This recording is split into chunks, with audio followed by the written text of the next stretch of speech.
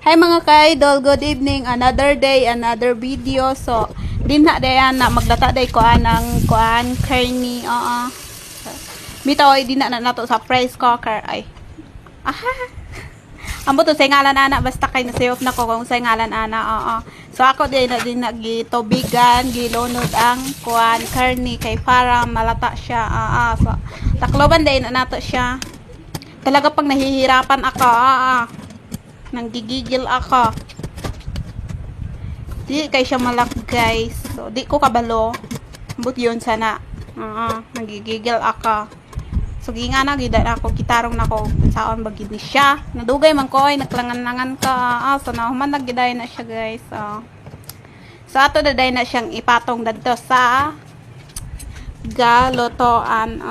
So din ha. Ako na day na siya pasiga. Samtang hulatan nato siya mga pisa ta. Magkuha rin tagkuan kanang fan parang ipares dato sa anang cafe. Hirap talaga makiraming ano.